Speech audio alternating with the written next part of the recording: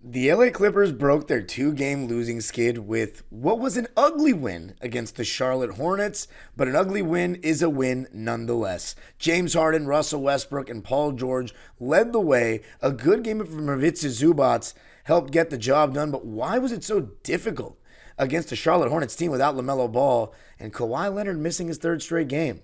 Let's talk about it on today's Locked On Clippers. Our Locked On Clippers, your daily Los Angeles Clippers podcast, part of the Locked On Podcast Network, your team every day.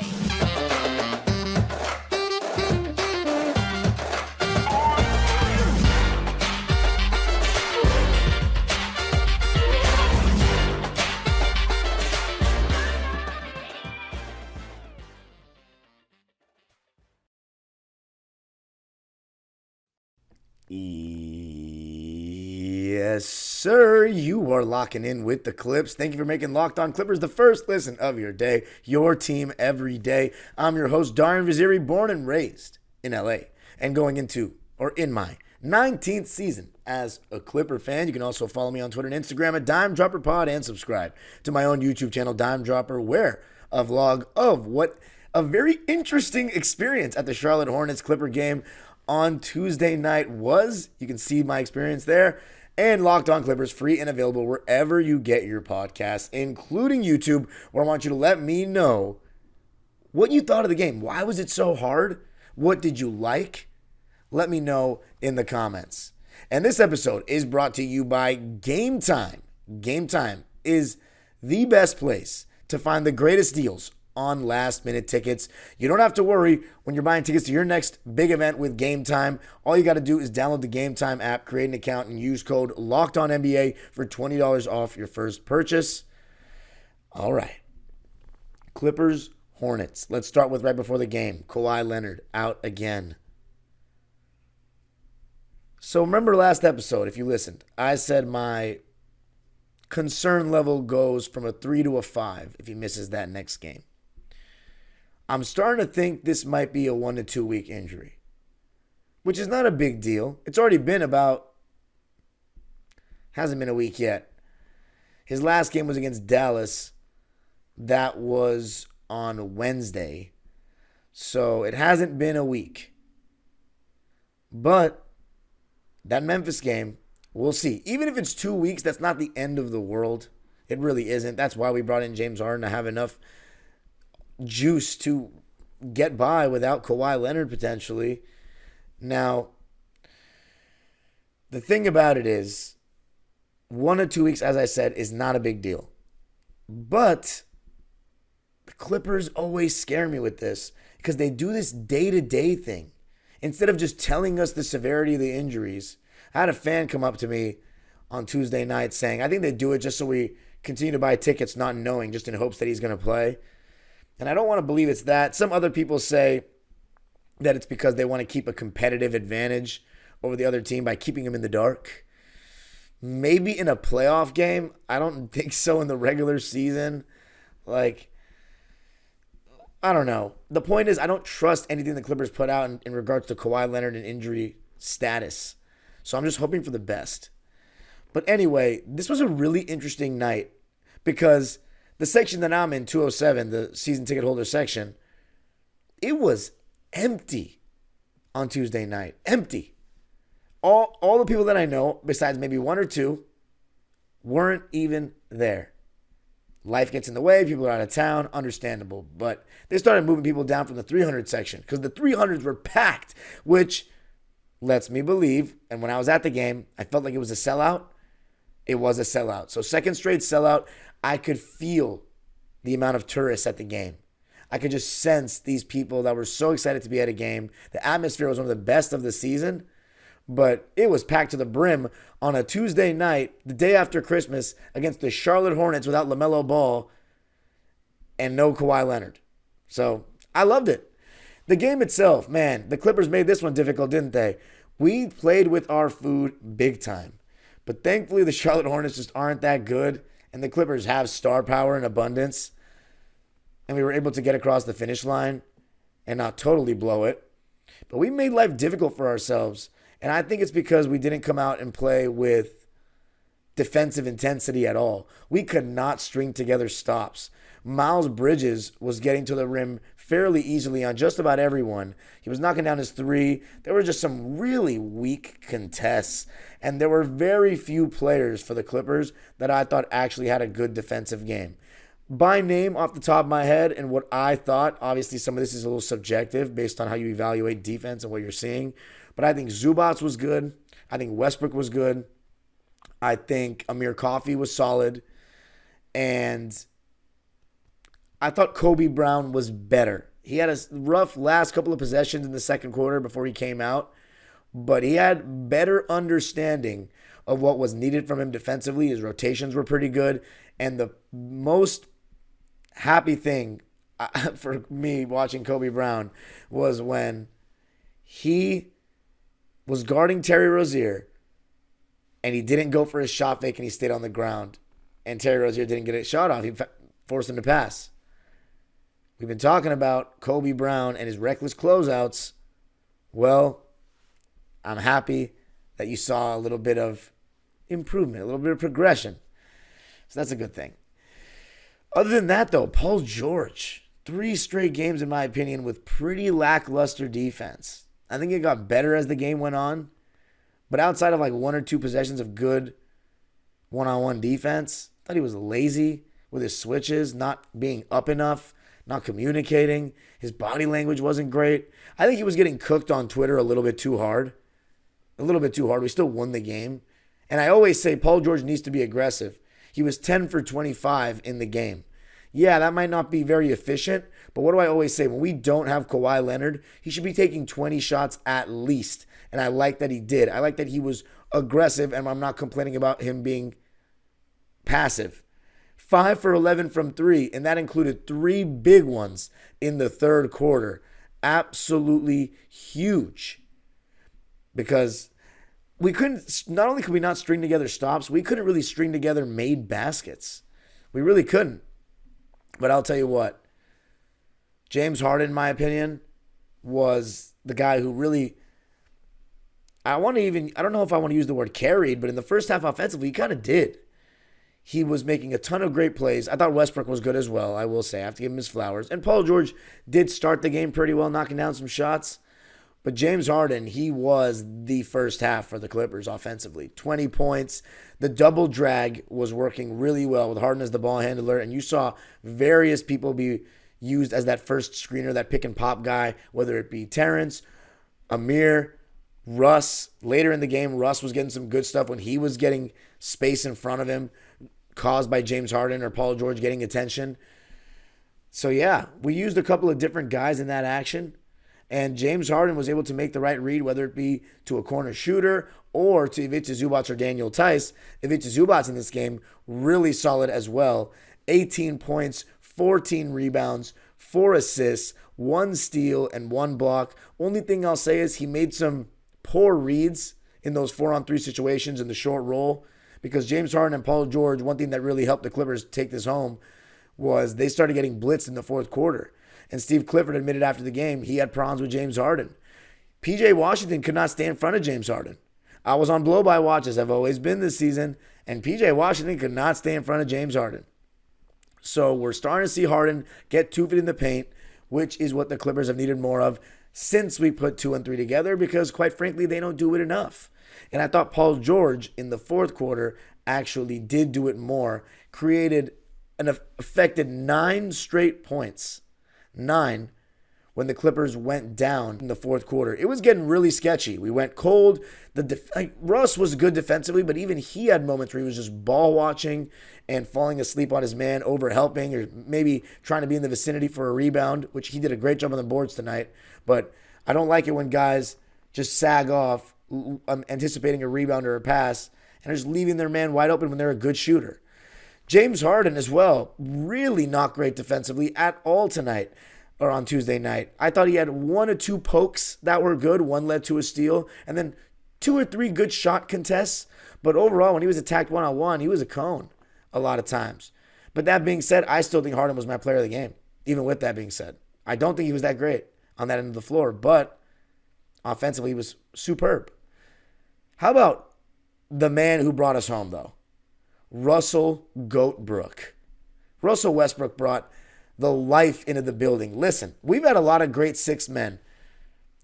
Corey Maggette, Jamal Crawford, Lou Williams, Montrezl Harrell. I've been at games for all these guys, and none of them get a bigger reception, louder than Russell Westbrook when they check into a game for the Clippers off the bench. It's bigger than his Clipper tenure. He won people over off the bat because he already has so many fans in the city. So, and he's Russell Westbrook, for God's sake. He's a Hall of Famer, and he was must-see TV. And he's also the best I've ever seen, even over Patrick Beverley and Montrezl Harrell, at engaging the crowd. He's so great at making us, the fans, feel important. And that's one thing I love about players. But, man, how effective was he in this game? Immediately when he came into the game, was able to score, knock down a three. He hit that one-legged fade that I would love to see the percentage on that shot this season. But he hit it, nothing but net, hit a three, and was so aggressive in this game, rebounding, got a couple of huge interceptions, a big block late, and the end of the game, after James Harden made that three to make the Clippers go up 96-93, Russell Westbrook hitting that three late in the shot clock. I can't tell you how big of a shot that was. I mean, absolutely massive. And then after that three, he had the beautiful pass inside to Zubac's bullet pass with a tight window.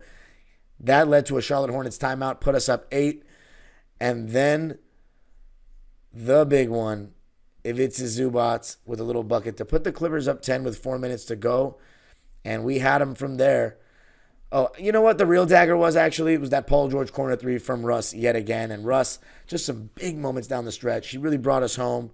So you got to give him all his flowers. In this game, Russell Westbrook had 14 points, 11 rebounds, 6 assists, 2 steals, and a block. 2 turnovers, so he kept it, 3-to-1 assist to turnover ratio. I will take that. And again, another really efficient game. 5 for 8 from the field and 2 for 2 from 3. Wow, 2 for 2 from 3. I didn't even notice that he made both. 2 for 3 from the line. Clippers win it 113-104, but coming up, going to be talking more about the overall performance, what lineups worked, what defensive schemes we threw at them, and the performance of one James Harden. I got to tell you a little something about eBay Motors. Our partners at eBay Motors have teamed up with Locked On Fantasy Basketball host Josh Lloyd to bring you some of the best fantasy picks each week all season long. Whether you're prepping for a daily draft or scouting the waiver wire, every week we're going to provide you players that are guaranteed to fit on your roster. So let's see who Josh has picked out for us on this week's eBay's Guaranteed Fit Fantasy Picks of the Week. This week, I am going to go with Dante Exum. Right now, with Kyrie Irving out, he has really found a role with that Dallas Mavericks team, and he's getting a lot of minutes. So I think he's going to be a good guy to go for. Jason Kidd said that when healthy, the Mavs are still planning on starting Exum, so that means even when Kyrie comes back. So it could be a good move in the long term as well as the short term. Josh Lloyd from Locked On Fantasy Basketball is going to help you win your fantasy championship, and eBay Motors knows a championship team is about each player being a perfect fit. Same with your vehicle. What's your dream ride? With over 122 million parts for your number one ride or die, you can make sure your ride stays running smoothly. Brake kits, LED headlights, roof rack, bumpers, whatever your baby needs, eBay Motors has it. And with eBay Guaranteed Fit, it's guaranteed to fit your ride the first time, every time, or your money back. Plus, at these prices, you're burning rubber, not cash. Keep your ride or die alive at ebaymotors.com. eBay Guaranteed Fit, only available to U.S. customers. Eligible items only, exclusions apply. Locked On has launched the first ever national sports 24/7 streaming channel on YouTube. Locked On Sports Today is here for you 24/7, covering the top sports stories of the day with the local experts of Locked On, plus our national shows covering every league. Go to Locked On Sports Today on YouTube and subscribe to the first ever national sports 24/7 streaming channel. Clippers win it 113-104. For all the people that I did not see that sit in my section 207 that are listening to this show right now, I missed you. And I apologize to all the listeners right now if my voice sounds a little bit hoarse or croaky, because, man, my head was starting to hurt late in that game. I was yelling a lot. Geez, it's like midnight right now when I'm recording this, but got to get it out for the people, right? Got to get it out for you, Clipper Nation, the best, most loyal fans in the league. And listen, I know you're going to be thinking the Clippers got to be better. I can't believe you're so happy, Darian, smiling and all this stuff. Look, did we play well? No, we didn't. Is there an excuse? No, there's not, even though we didn't have Kawhi. But our team should not be fully judged if we don't have Kawhi Leonard, because we aren't going to win a championship without him. We know it. It doesn't matter. Our team as a whole, the Clippers, the 2023-24 Clippers, need to be judged with Kawhi Leonard alongside these guys. Okay? Now, that doesn't mean we can't critique them when he doesn't play, but all that matters is winning. All that matters is winning. Let's see next game. We got to take it one game at a time. The Memphis Grizzlies are going to be tough. But when you've got a guy like James Harden on your team, you always have a chance to win because the guy is, as I've said, the best pick and roll player we've had since Chris Paul. He makes all the right reads in those double drags. Offensively, one-on-one, he was having his way in this one. He was knocking down the three ball. He was getting to the rim. He was getting to the line. Again, I don't understand how he gets some of the calls that he gets, but it's on our side now, so I'll take it. How about 50% from the field and 3 in this one for James Harden? 29 points, 6 rebounds, 8 assists, 2 steals, and a block. Those were the 3 pokeaways I was talking about. 4 turnovers, though, so 2-to-1 assist to turnover ratio. You have seen better from James, but it is what it is. You know, I'm not going to be too nitpicky. He shot 50%, 8 for 16 from the field, 6 for 12 from 3. So 75% of his shots were threes. And you know what? When he's hitting it at a 50% clip, I'm not going to complain. 7 for 8 from the foul line. And he played 40 minutes, which was the most of any Clipper. And to be honest, that stretch in the beginning of the fourth quarter when the Clippers went down, James wasn't in the game. And I'm not saying it completely turned when he came back in, because I remember we did break the drought right before he returned into the game. And that was when, what's his name? Terry Rozier made the 3 to force the timeout. And then Daniel Tice got a technical foul. I didn't even see that when I was at the game. So we went down 91-84 because Terry Rozier missed the free throw. But Norman Powell made a 3. That started the push. And then James and Zoo came in when we were down by 6. But let me tell you, James Harden and Zoo definitely helped turn the game around. You know, Zoo's screening and roll gravity in ways, you know, bigger than Daniel Tice. He was causing a lot of havoc, just rolling to the basket. But of course, it's James Harden that really opens it up for Ivica Zubac, as we've seen since he's become a Clipper. And in this game, Ivica Zubac, as I already said, 18 points, 14 boards, and 4 assists on 7 for 11 shooting in 31 minutes.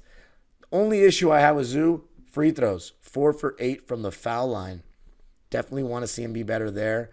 The Clippers didn't shoot super well from the foul line in this game, 19 for 25. But they got to the line 9 more times than the Hornets, who shot 12 for 16 from the line. Clippers shot 47%. Hornets shot 46%. The 3 ball was really what made the difference, though, for the Clippers. If we're looking at the box score, 21% from 3 for the Hornets to 41% from 3 for the Clippers on 14 for 34 shooting overall from distance. And I thought we generated a lot of good looks. But Russell Westbrook being 2 for 2, that was definitely a luxury. Norman Powell being 1 of 5, though, is unusual. 2 straight games that were kind of stinkers for Norm. But I will say he was out there in big moments in this one, and his spacing still matters. 7 points, 3 rebounds on 2 of 7 shooting, and 1 of 5 from 3 for Norm. Kobe Brown got 17 minutes, so the Clippers went 9 deep in this one. Kobe Brown got 17 minutes. He had 2 points, 2 assists, 2 steals. He had a nice pickpocket, though, and he went all the way. That was his 1 bucket. That was beautiful, actually, in the second quarter. 1 for 4 overall, 0 for 2 from 3. Daniel Tice, I think it was a tale of 2 halves for Tice. He was good in the first half, being in the right place, right time, nice baseline cuts, finishing strong.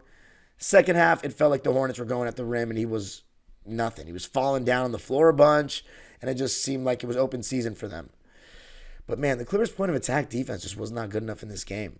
Terrence Mann, thought first half he looked like the same not confident player that he's been a lot this season. Missed a shot well short from about 10 feet. Then he missed his three on the left wing way long. Defensively, was scored on twice. Not terrible defense, but was scored on one-on-one.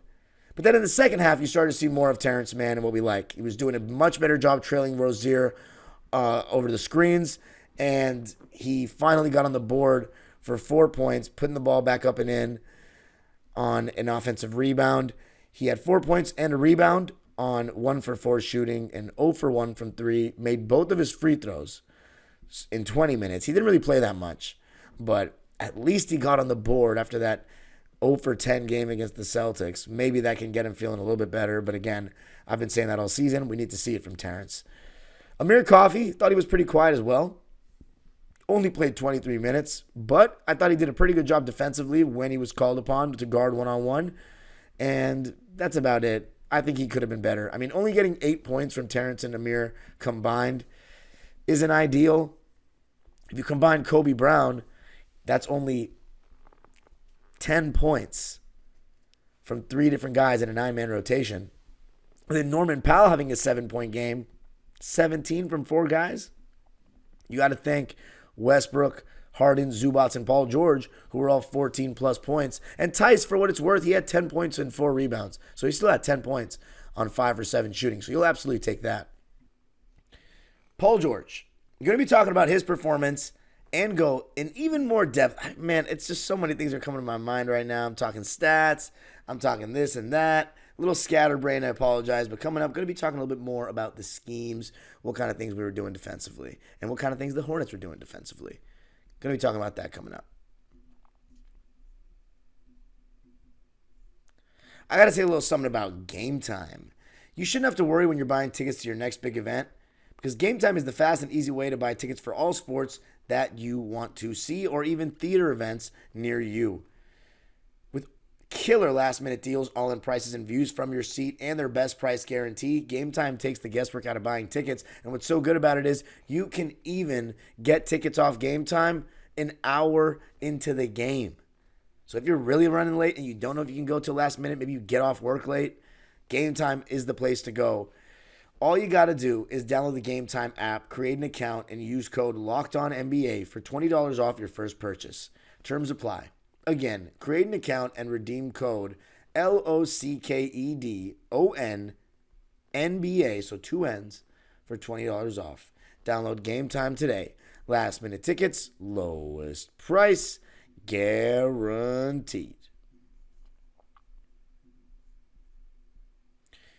All right, Clippers winning this one 113-104 at the Staples Center. They advanced to 18-12 on the season, 15-5 in their last 20 games, and 12-4 at home this season. Love to see that. 5 guys in double figures for the Clippers in this one. James Harden led the way with 29 points, 6 rebounds, and 8 assists. But Paul George, he had an up and down game. He did not shoot very well, only 10 for 25. But as I said earlier, I liked how aggressive he was. Defensively is where I want to see better from P. I mean, he's supposed to be a great two-way player. I know he can be.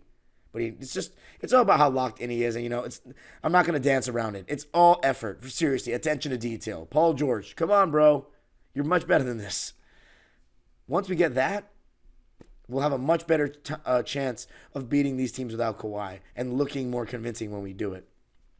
To start the game, we had PG on Bridges, Amir Coffey on Gordon Hayward, Terrence Mann on Rozier. We had Zubac actually hedging the screens with Rozier, having someone rotate onto the big and then waiting until Terrence could recover, or whoever was guarding Rozier could recover, and then Zoo would get back to his. That was interesting because we almost always play Zoo in drop coverage, but we wanted to make sure Terry Rozier didn't get hot. So I like that decision from our coaching staff. Harden had 8 points in the first quarter. He started just right away getting us going. That 20 points in the first half was big time. Clippers let it have 55-50. They were just not really out of the woods, to be honest, the Clippers. It was just too close for comfort all game, but it made for an exciting finish, and Russell Westbrook making some huge plays down the stretch.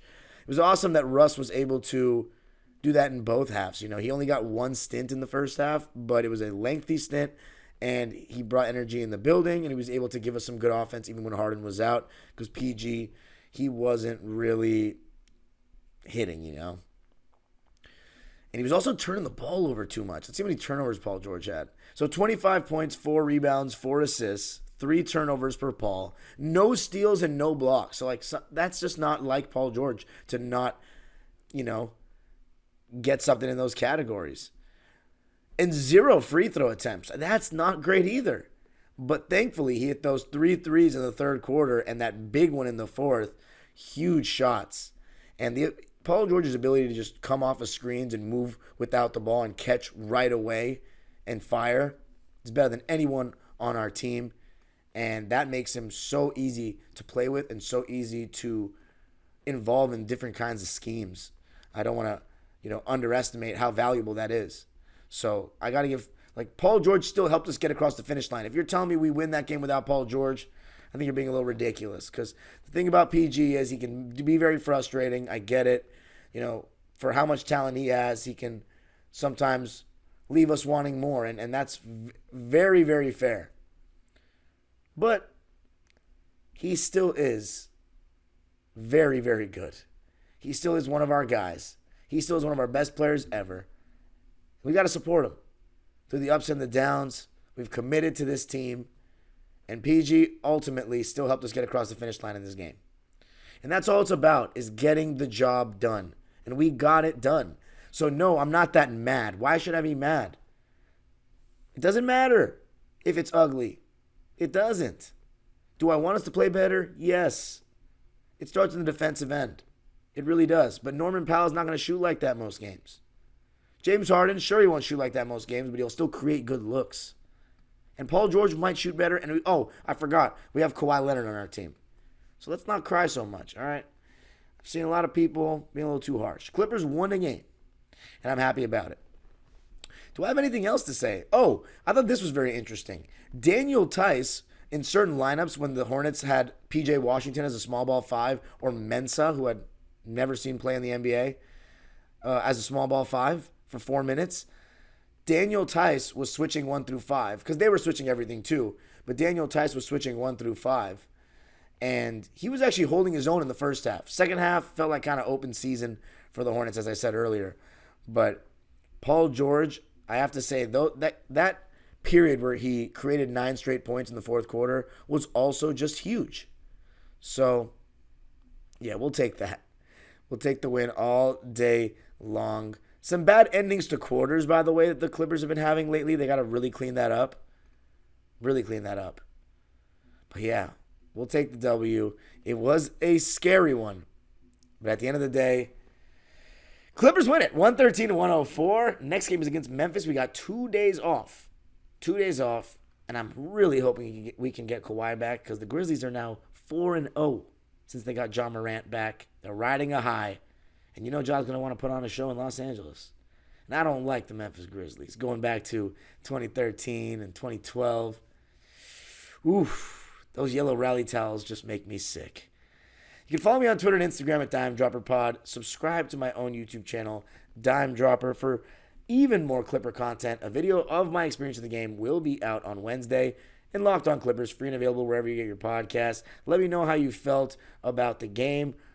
Why was it hard? Why was it a good win? Or whatever you think. Why was it difficult in your opinion? What did you like? Let me know. And also, I do apologize. I feel like I've been awful this episode. I truly do. I feel like my thoughts have been all over the place, just coming back from the game. Sometimes it can be really hard. I think it's honestly easier for me to analyze the game when I'm watching on TV and seeing the replay and all that. But let me know if I'm just being hard on myself. Because I always have said I want you guys to give me constructive criticism, because I always want to get better. This is only my second year doing this, so I know I'm not perfect, especially being a solo host. But yeah, please let me know what you want me to do better. Maybe sometimes I'm not enunciating enough, or I don't know. Just let me know. Or you can just talk about the Clippers and not say anything about me. That's cool with me as well. Let's go Clips. The age-old proverb continues. Go Clippers.